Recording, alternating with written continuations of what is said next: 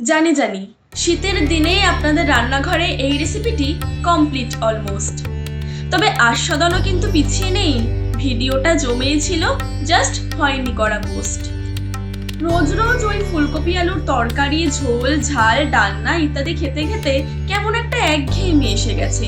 আর সেই একঘেয়েমি কাটাতেই আমার আজকের এই রেসিপিটি বানানো।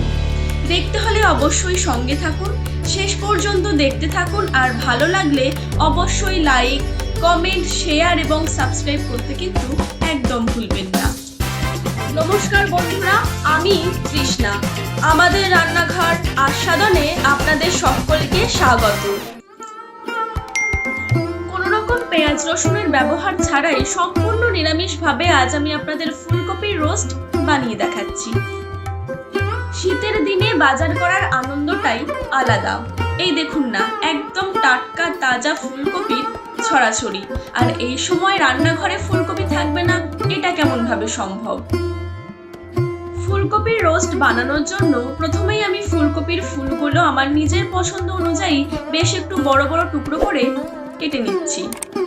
আর ফুলকপির ডাঁটিগুলোতে ঠিক এইভাবে কাট লাগিয়ে নিচ্ছি যাতে মশলাগুলো একদম ভিতর পর্যন্ত ঢুকতে পারে। দেখুন, ফুলকপিগুলো ঠিক এইরকম সাইজ করে কাটলাম। বেশি ছোট করলাম না, কারণ বেশি ছোট করলে ফুলকপিগুলো অনেক সময় ভেঙে যায়। চেষ্টা করবেন ফুলকপির ফুলগুলো একই আকারে রাখতে, তাতে রান্নাটা সমানভাবে হবে। এইবার আমি কেটে নেওয়া ফুলকপিগুলো ভালো মতো ধুয়ে নেব। এইবার আমি রোস্টের গ্রেভির জন্য মশলাটা বানিয়ে নেব। তার জন্য মিক্সিতে নিয়ে নিলাম 8 থেকে 10টা কাজু, 1 চামচ চারমগজ, 1 চামচ পোস্তদানা। এইবার এগুলোকে কিছুক্ষণের জন্য একবার ঘুরিয়ে শুকনো গুঁড়ো করে নেব। দেখুন, আমার শুকনো গুঁড়ো করা হয়ে গেছে। এবার দিয়ে দেব কয়েকটা কিশমিশ, হাফ কাপের একটু কম পরিমাণ টক দই, আর দেব 2টো সবুজ কাঁচা লঙ্কা। এইবার আরো একবার ভালো করে সমস্ত কিছুকে একসাথে ব্লেন্ড করে নিলাম। এখন আমি ফুলকপিগুলো ভাপিয়ে নেব। তার জন্য গ্যাস অন করে একটি পাত্রের মধ্যে বেশ কিছুটা পরিমাণ জল নিয়েছি এবং সেই জলটা হালকা একটু গরম হয়ে গেলে তার মধ্যে দিয়ে দিয়েছি ফুলকপির টুকরোগুলো। এরপর দিয়ে দিলাম সামান্য পরিমাণে একটু লবণ আর হলুদ। এখন গ্যাসের ফ্লেমটা হাইতে করে দিয়ে 2 থেকে 3 মিনিট কপিগুলোকে একটু ভাপিয়ে নিচ্ছি। আমি আমার মায়েদের দেখেছি লবণ আর হলুদ দিয়ে ফুলকপি ভাপিয়ে নিতে, তাই আমিও এখানে লবণের সাথে হলুদের ব্যবহার করেছি। ফুলকপিগুলো আমার ভাপিয়ে নেওয়া হয়ে গেছে। এবার আমি নামিয়ে নেব। ততক্ষণ আমি এইদিকে মশলাটা রেডি করে নেব। তার জন্য একটি বাটির মধ্যে নিয়ে নিলাম সেই আগে থেকে তৈরি করে রাখা বাটা মশলা।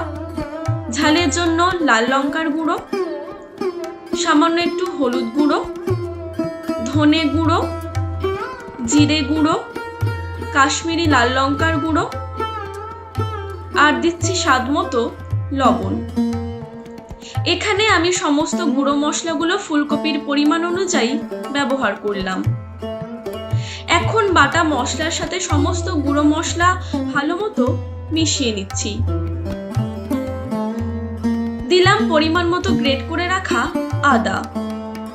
আবারও ভালো করে মিশিয়ে নিলাম। এইবার এই তৈরি করে নেওয়া মশলাটা সরিয়ে রেখে দেব। কড়াইয়ের মধ্যে দিয়ে দিলাম পরিমাণ মতো সাদা তেল। তেলটা ভালো মতো গরম হয়ে গেলে ভাপিয়ে রাখা ফুলকপির টুকরোগুলো তেলের মধ্যে দিয়ে দিলাম। এবার গ্যাসের ফ্লেমটাকে মিডিয়ামে রেখে ফুলকপিগুলো হালকা করে একটু ভেজে নেব। আর হলুদ লবণ এগুলো তো ভাপানোর সময় দিয়েইছিলাম, তাই আলাদা করে এখন হলুদ লবণ দেবার আর প্রয়োজন পড়বে না। দেখুন, সুন্দর একটা সোনালী রং ধরেছে। এইবার আমি কপিগুলো তুলে একটি আলাদা পাত্রে রেখে দেব। এবার ফুলকপি ভাজার ওই একই তেলের মধ্যে সামান্য একটু সাদা তেল আর একটু ঘি দিয়ে দিলাম। তেল আর ঘিটা গরম হয়ে গেলে দিলাম কয়েকটা গোটা গরম মশলা। এর মধ্যে আছে এলাচ, লবঙ্গ, দারুচিনি আর সামান্য একটু জয়িত্রী। কিছুক্ষণ এগুলোকে একটু ভেজে নিচ্ছি। সুন্দর একটা গন্ধ বের হচ্ছে, ঠিক এই সময়ই আগে থেকে তৈরি করে রাখা মশলাটা দিয়ে দেব। এবার ক্রমাগত নেড়েচেড়ে মশলাটা কষাতে হবে। গ্যাসের ফ্লেমটা লো টু মিডিয়ামে রেখেছি। প্রায় 5 থেকে 7 মিনিট মশলাটা খুব নিপুণভাবে কষাতে হবে। দিলাম কয়েকটা চিনির দানা। চিনিটাকেও আমি মশলার সাথে মিশিয়ে নিচ্ছি ভালো মতো। এবার মিক্সি ধোয়া হালকা গরম জল একটু একটু করে দিয়ে মশলাটা ভালো মতো কষাতে থাকবো।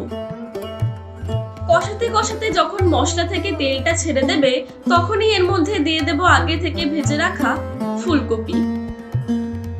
গ্যাসের ফ্লেমটাকে মিডিয়ামে রেখে মশলার সাথে ফুলকপিটা আমি খুব ভালো মতো কষিয়ে নিচ্ছি।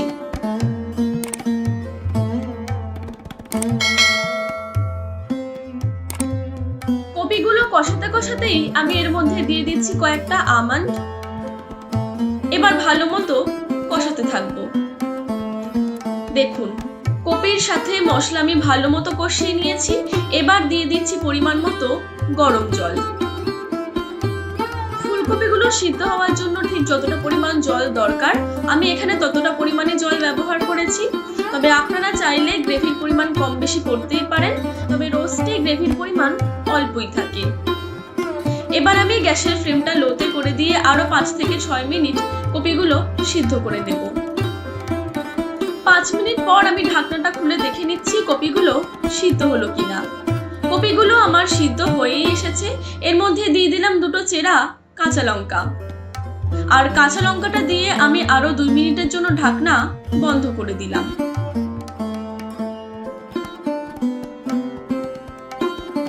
2 মিনিট পর ঢাকনাটা খুলে আমি এর মধ্যে দিয়ে দিচ্ছি একদম সামান্য পরিমাণে একটু ঘি, আর দিচ্ছি সানরাইজের শাহি গরম মশলা। এবার ভালো মতো একবার মিশিয়ে নিচ্ছি। মিশিয়ে নেওয়া হয়ে গেলে ঢাকনা বন্ধ করে 5 মিনিটের জন্য স্ট্যান্ডিং টাইমে রেখে দেব। ব্যাস, তাহলেই তৈরি হয়ে যাবে গরম গরম ফুলকপির রোস্ট। তাহলে দেখলেন তো কত সহজে ঘরে বসেই ফুলকপির রোস্ট বানিয়ে নিলাম। গরম গরম লুচি, পরোটা, পোলাও, ফ্রাইড রাইসের সাথে এই ফুলকপির রোস্ট খেতে কিন্তু অনবদ্য লাগে। ভিডিওটি শেষ পর্যন্ত দেখার জন্য অসংখ্য ধন্যবাদ। আজ আসি, কথা হবে আবার নেক্সট ভিডিওতে। ততক্ষণ সবাই ভালো থাকবেন, সুস্থ থাকবেন, সকলের স্বাস্থ্যের খেয়াল রাখবেন, আর মনে রাখবেন আস্বাদন রান্নায় নবীনতা ও প্রবীণতার উন্মোচন।